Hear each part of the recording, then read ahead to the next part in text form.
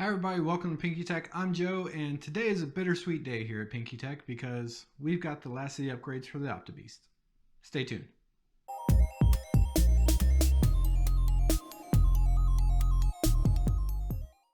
Alright guys, and we've got the last of the practical upgrades anyway for the OptiBeast here. So when I say practical, I mean, technically we could transplant the OptiBeast into another case, but really the motherboard and the proprietary connections that are on it don't really lend very well to just picking it up, and by the time you buy a new Intel motherboard it's already going to be a dead end, and you're probably better off sinking your money into a different system like maybe a Ryzen 3100 or maybe an Intel 9100F with the newer motherboard and newer platforms, DDR4 support, things like that.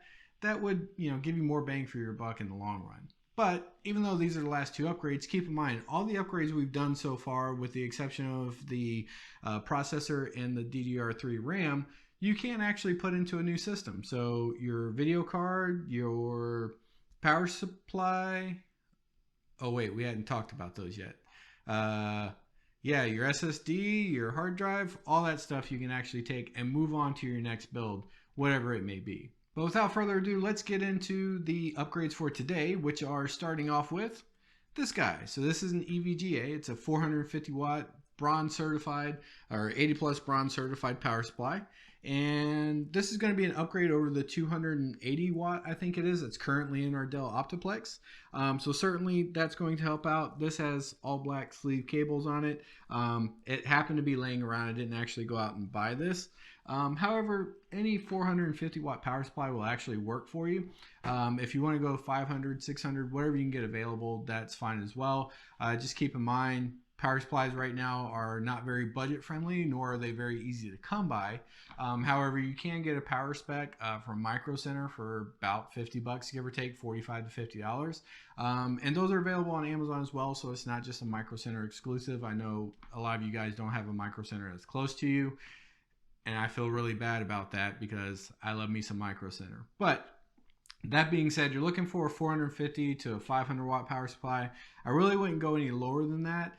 And if you're planning on at some point upgrading to the new 3000 series NVIDIA cards that are coming out, you're probably not going to be a fan of this channel because we do kind of practical and budget end hardware. But that being said, you're going to want to shoot for something higher end, probably on the 650 to 750 range. NVIDIA is actually getting ready to release the specs for those, so we'll actually know what kind of power supply we need.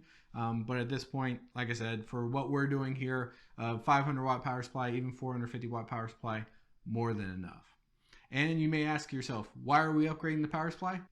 And it's because of this guy. This is a GTX 1066 gig from Gigabyte. The brand really doesn't matter as far as the watts and specs and all that good stuff.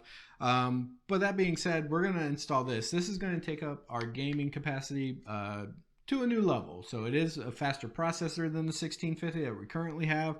It has more VRAM in it, so it's going to be a better experience altogether, as you'll see later when we get to some of the benchmarks.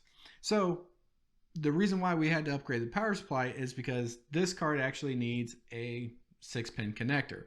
Now, technically speaking, if you wanted to, you could actually get a SATA to 6-pin adapter to plug this card in. The reason why I don't do that though is these cards are rated to have a 450 watt power supply.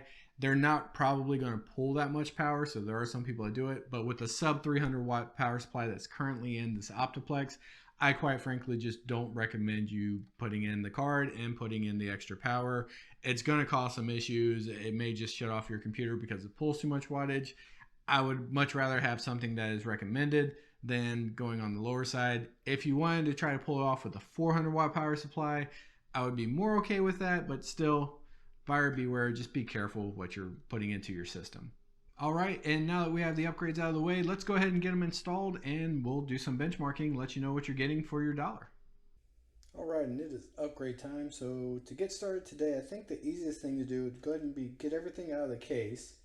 And then once we do that, we'll go ahead and put the new power supply in and get all that cable managed. And then just like a normal build, graphics card would go last. So to get started on this Optiplex, we're going to push down this back piece right here, and this pops out. And we're going to go ahead and take out the 1650. just like that. Set that aside. All right, for the power supply, first thing we want to do is go ahead and disconnect everything. So we've got the 4-pin EPS for the CPU. So let's go ahead and take that out. All right, and then we've got SATA power up here. Take that out. We have got the motherboard power right here by the RAM. Let's go ahead and get that out. Come on. All right. And we've got the 2 SATA power for the hard drives. Let's go ahead and remove that.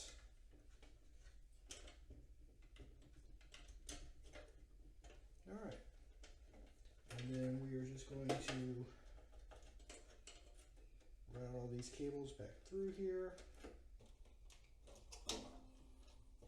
So that is it. Everything is unhooked. So the last thing we need to do is turn this around a little bit. All right, and there are 4 screws in here, so we're going to go ahead and take these out.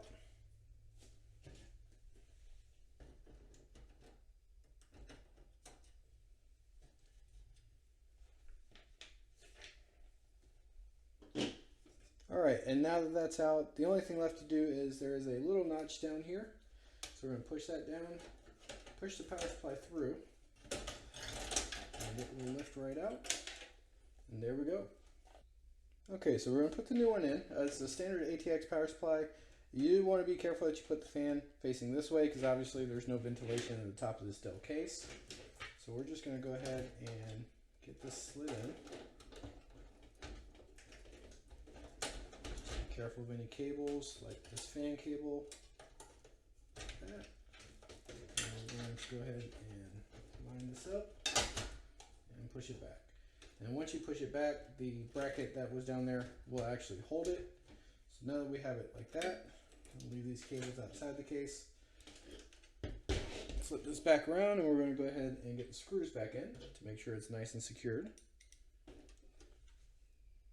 Okay, now that the power supply is in, next thing to do is to route the cables. And so what I've already done is bundled up the ones that we're not going to use. But cable management inside this case is going to be difficult. So I'm going to go ahead and start with the largest cable, which is the motherboard power supply. Route that through, and then we'll do the CPU cable, and then we'll just kind of work our way down.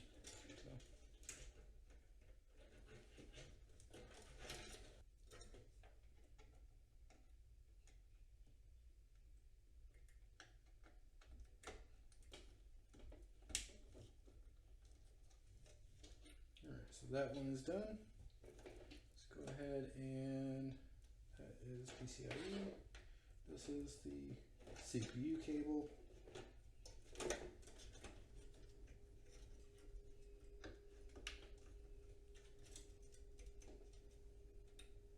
Alright. So this one is going to be for the graphics card. So I'm going to go ahead and route that one down here now.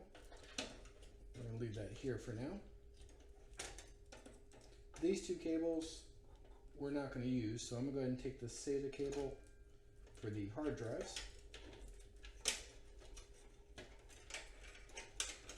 Bring these through and go ahead and connect them.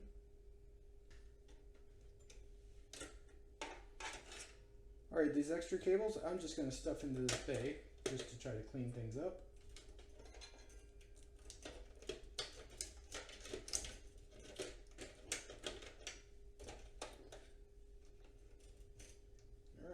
Actually doesn't look horrible, though far from a very well cable managed case here. Alright, so before I tie anything else down, I'm going to go ahead and get the graphics card in. Now the graphics card on here, you do have to be careful with it because you've got limited room because of this drive bay. And then also there are SATA connectors right here, and this graphics card luckily will be up high enough it's not going to touch them. However, if you had like a big bend from a SATA cable or something like that, it would cause you some issues. So we're going to go ahead and get this one in.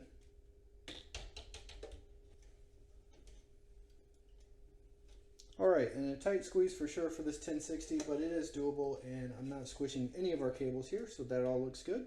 So we're just going to go ahead and close this back down. And the good thing about this GTX 1060 is you still got plenty of room for air intake for the fans. It's not squashing the SATA cables, and the bracket still closes. So all in all, that's a win on all accounts. So we're going to go ahead and add in the 6 pin for the VGA.